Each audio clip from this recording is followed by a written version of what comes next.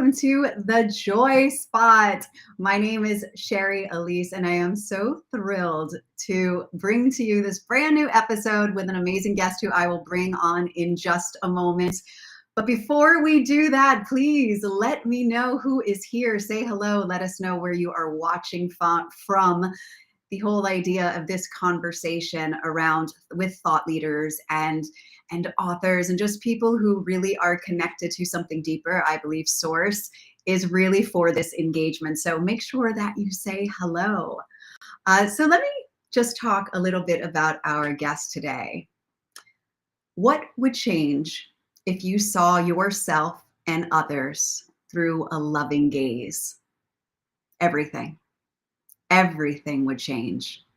Those are the words of our guest today, Danielle LaPorte, who is a member of Oprah's SuperSoul 100, a group who, in Oprah Winfrey's words, is uniquely connecting the world together with a spiritual energy that matters. Danielle is a former director of a future studies think tank in Washington, D.C., where she managed a team creating global scenarios. But she now speaks about the intelligence of the heart.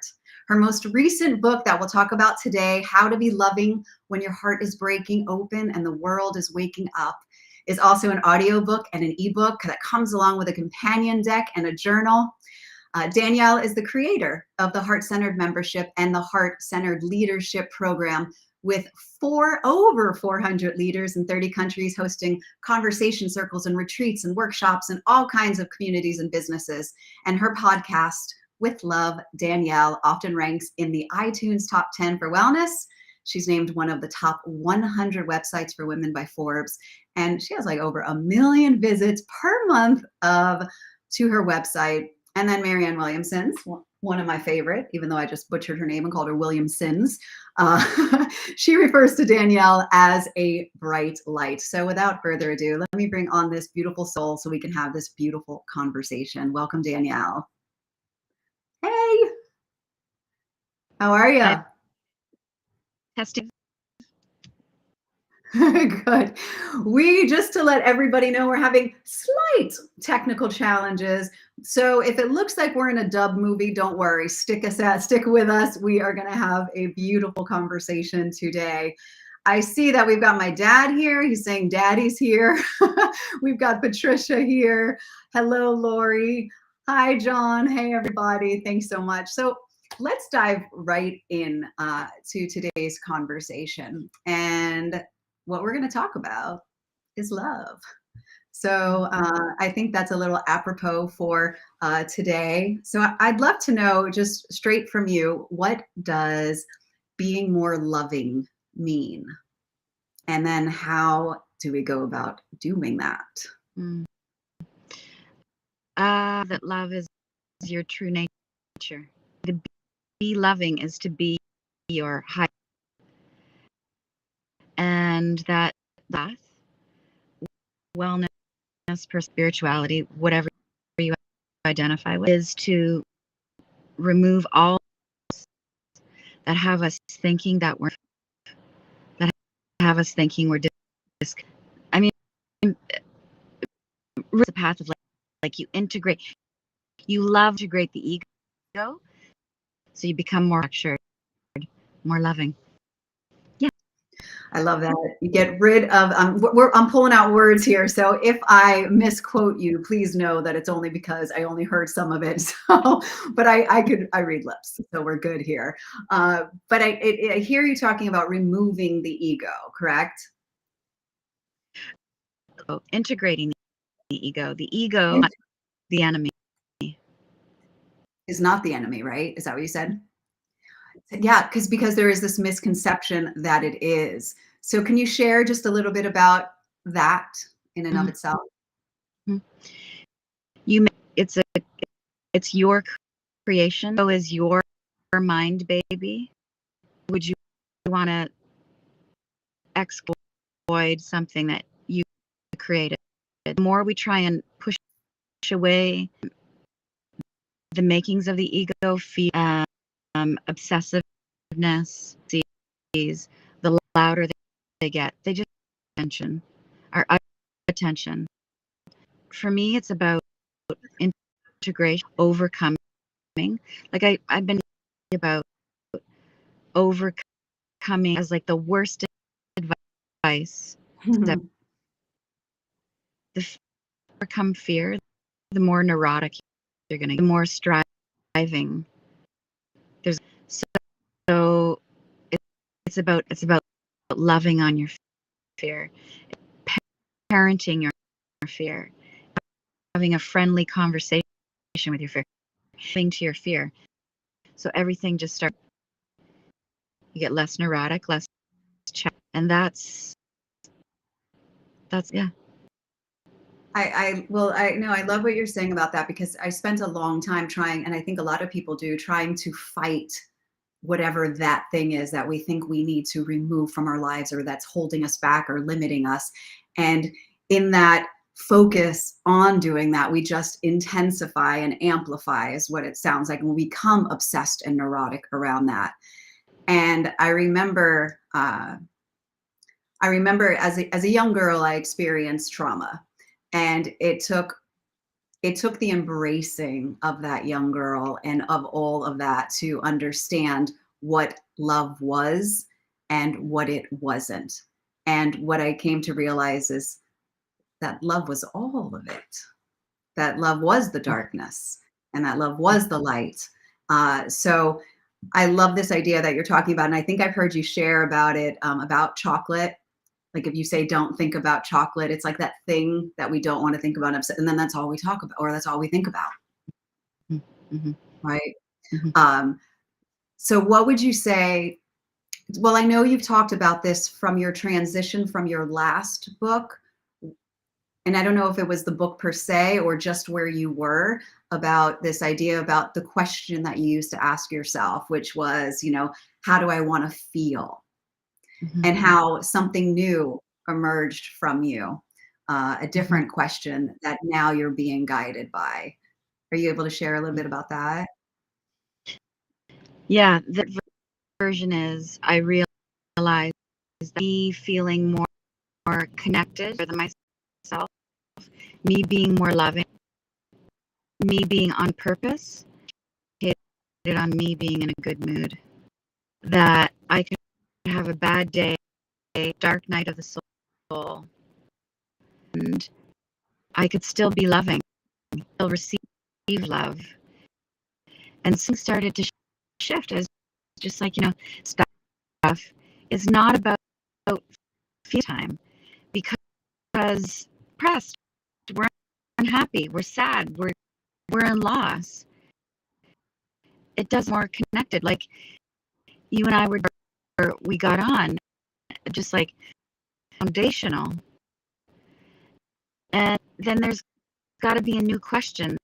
And the new question for me is, what, like, I want to be loved. I want to be loved no matter what's happening with, or how somebody treated me, or whether I got what I wanted, or I reached. I want to be loving. I want to be compassionate. I want to be that. I want to be that. I want to be that in what I eat. So about what virtue to consistent, as opposed to, goals, and to be positive no matter what, and to be happy all the time. I will cry time, but I'm not. What's more important is to be thinking higher. Like I can still be loving on. Yeah. Yeah. I love what you said, that you talked about in a video that I saw, and you talked about that even when you were not in the positive state of mind, when you weren't in the, good feelings, that you still felt that divine connection. There was still something beautiful there that you felt connected to.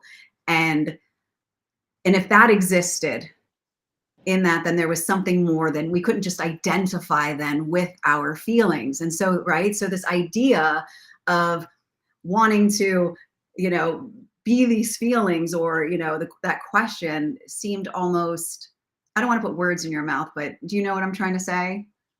Mm-hmm. Like, it's part of the destination. Like women who say, my actually matter in this discussion and the boredom. I say, like, yeah, see, your feelings are this positioning to your soul. Like, they go that way, go this way. But it's one place. It's not the end game. Is self is streaming through me all the time. A higher aware of my divinity, more consistent. I mean, this is what the mystics speak of. Just I'm not thrown about. It's not life. This is ideal. This is less about the pleasure, pain. I got what I wanted. I did get what I wanted. You know, the relationship is great. Hey, I reached my goal. I didn't reach. Yeah. It's less about that. It's more, I'm on purpose. I'm in the flow of goodwill. I get to choose how I feel. How I show up. It's more. I'm like, you're your own parent. Like the ego, where I don't want to crush my ego anymore. I want to overcome my ego. I want to say to I am creative. I'm part of this bigger system that's holding me all the time. I can take my fear with me to work. Take my anxiety. I'm more spacious. Got you. Neuroses, I got you. And the divine, yeah.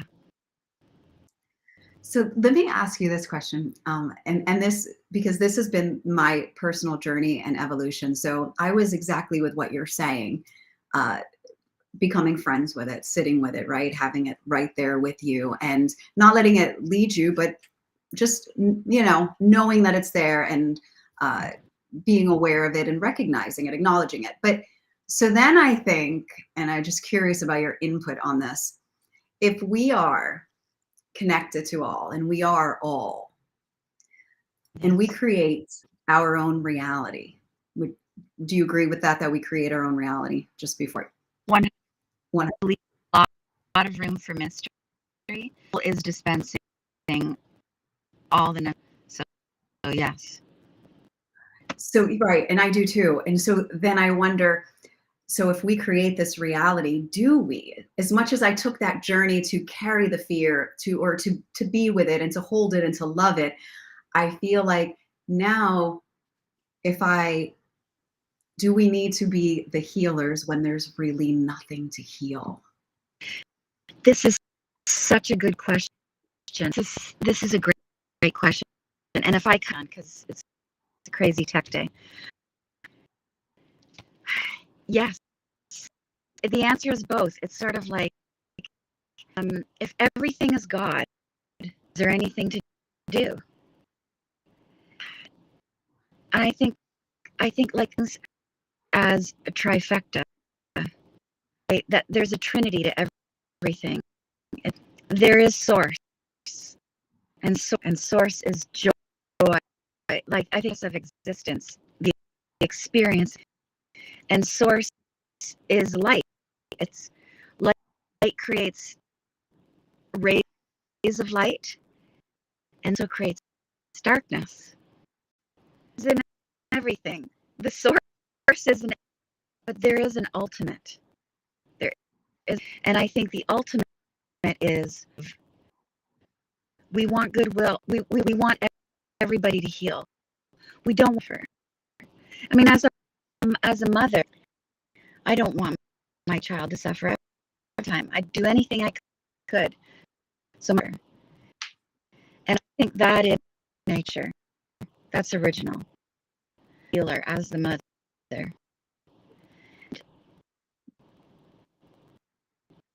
It's actually one of the most powerful questions nobody has ever me ever, by the way. Hmm. Yeah. And it was funny is that I hesitated because I didn't want it to seem, because I know you talk about that and I have so many questions in that realm. And so I'm glad you were open to hearing that, because that's where my path right now is leading. I'm like, do I need to not see the shadows? Because it's not about spiritual bypassing, because I've seen the shadows, I've danced with the shadows, I have all of that. But it's this idea, if we are perfect and whole, it's only our thoughts that are telling us, or trying to, right? It's only our thoughts that are telling us that that we're not whole, that we're not in alignment. And if we continue to focus on those thoughts, then we will always be that person that's out of alignment, or we will always be whatever it is that we're thinking. And I'm working with someone right now in the quantum space and in the timelines, and it's been an interesting journey. And so that's why when I look at your work and I read your book, I'm so connected to it in heart. And then all this other stuff comes up. I'm like, oh, what about this, that? So I'm just, and I know that you've spoken and shared with so many people, and you've dug deep with all of this. So it's interesting, the dichotomy of, not being the wounded, but then I also feel like not being the healer either, just being. To respect this dimension. This is happening. We're here. We're in duality. We're in this human form. You know what? Maybe the simplest way to get down to this, you and I can know, look, this is a dream. This is what we call the Maya. So it's like, check, it's a dream. But I'm going to be awake in the dream. Be awake in the dream is to say, wake us up. What can I do to use as a conduit for love and for healing? It's both. And one of the teachers I most with is Adyashanti. Adyashanti talks about his experiences in a state of enlightenment. You feel like you're everything. You're all. And he would come back, enlightenment experience, but I have a wife, and this is a table, in a car, and the answer, he's both. And we're like, I think I say this in How to Be Loving. I say, you're not the wound, you're the healer. And I actually. Anyway, I think. Was awesome. What's that? No, I was trying to hear what you said after you said, I'm the healer. Healer, and I'm the wound. Consciousness that is aware. I'm the healer, I'm the wound. But my evolution is awareness, that in the consciousness that can see both. Yeah.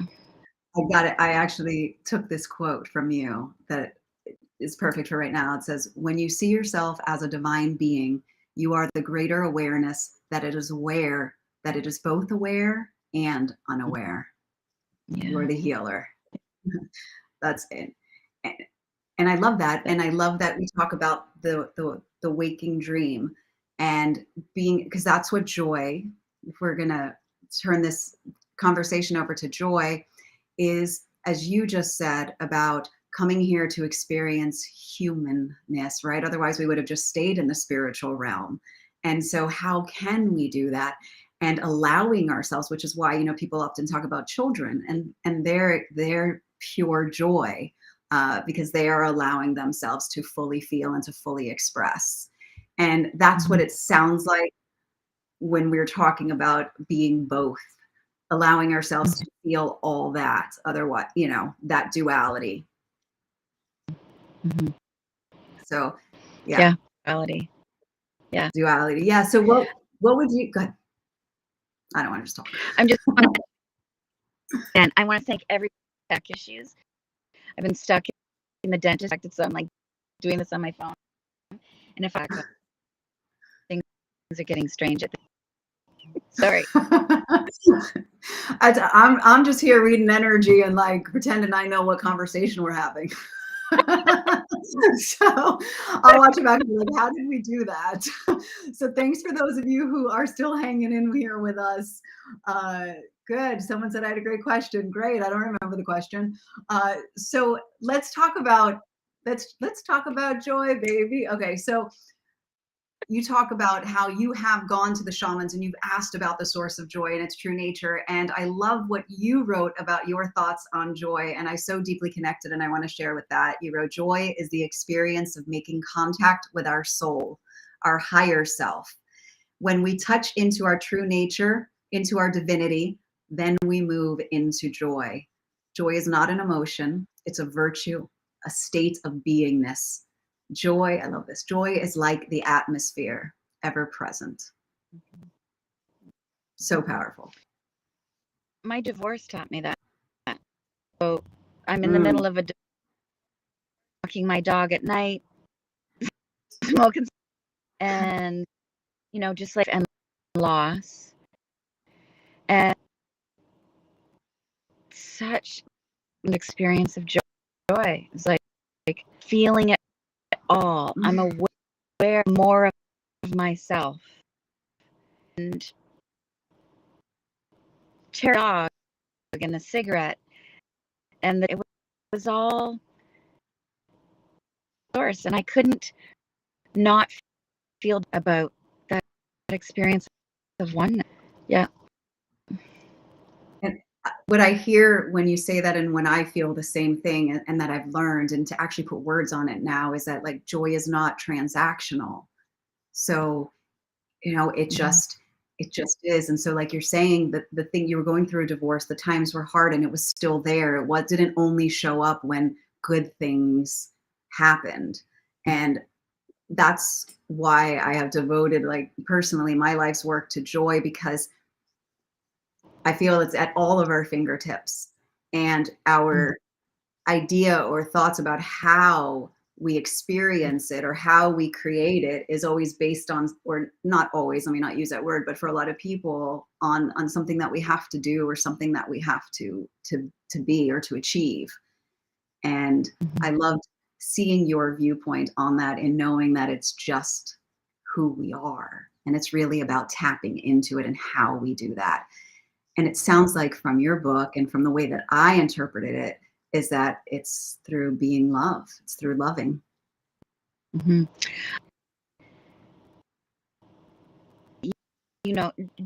Joy can be a spiritual. So joy is a spiritual, always chasing the joy, or all the sources of joy. And things need to happen. One, like be aware. Someone's reading our lips. Sorry. We'll do this again. No.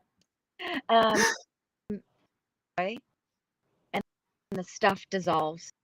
Focus on joy. Anything that the vibration of joy to dissipate. Would you say that, I have a strong opinion on this, so it's not like you can get it wrong. I just am opinionated on it. So I'm curious your thoughts around joy and happiness. Oh. And it's totally different, right? Totally different. Happiness is an emotion. I mean, Pema Chodron speaks about this. Clouds going by is the sky. Joy is always there. It's you. Yeah. Happiness coat. You get the parking spot. Yeah, I remember sitting across from my friend. I met up with him. We were having a slice of pizza, and he was just talking about how good his life was and everything. And he just looked at me and he said, "Are you happy?" And I was like, it was like I fell off my chair, because it was one of those things that I had to sit and think about, because it was all based on, well, my career is not where I want it to be, but I'm happy in this area and I'm happy in this area. And it was this whole thing that felt very, again, transactional, very, based on other things. And so I knew it was external. But there was the underpinning or the foundation of joy. And that's what I said to him. I was like, I don't know if I'm happy all the time. I'm happy sometimes. I was like, but I know I feel joy. And that for me was like this difference. And I got it. And I actually put it this way in one of my TED Talks that I did. I said, imagine life as a dinner table, and happiness is what is being served to you on the table. Joy is what you bring to the table. Good. That's good. When I came up with it, I was like, oh, damn, that's going to be good in my talk. But yeah, no, it's, and I think that's a lot easier for people to understand, because then they don't feel bad because people are chasing that happiness. You know, it's the constant pursuit of it. And it makes people feel bad that they don't feel happy all the time. And it's impossible to, right? Striving is crazy. It's burning us out. Yeah.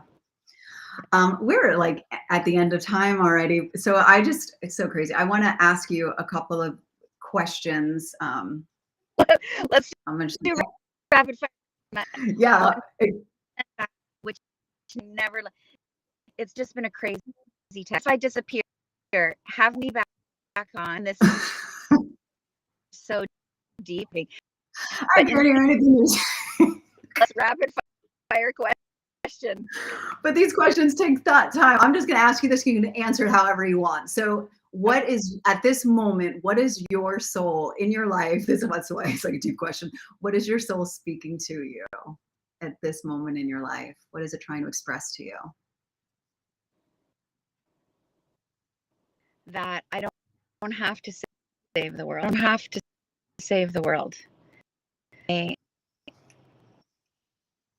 save the world comes from a good, really criticize. I have that rev. I don't have to save the planet. I don't have to save every. Then my mind criticize me and say, "Oh, that's coming from this," and all that. And it's like there's a beautiful part of that really wants to, even though that if we don't. You're so powerful. And so what I'm going to do is, since we're having a little tech challenge, I'm going to read something that you wrote, and it's so powerful. It's just part of a poem that you wrote, and it says, "Guide me to knowing my magnificence, that I will transform self-doubt into courage, denial into resolve, brittleness into fluidity, criticism into adoration, proving into honoring, striving into trusting, constriction into allowing, and harshness into an embrace that is greater than time." That was so powerful. She knocked off.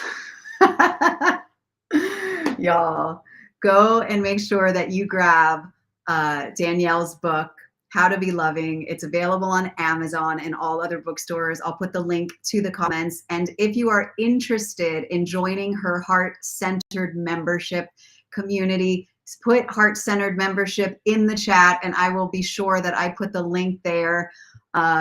I thank you all so much for hanging in with us with the tech challenges. It's a beautiful conversation. She's a beautiful soul, and I look forward to hopefully having her back again. Thank you all so much for being a part of today. And someone says it's a beautiful book. It is. Don't forget you can follow Danielle if you don't already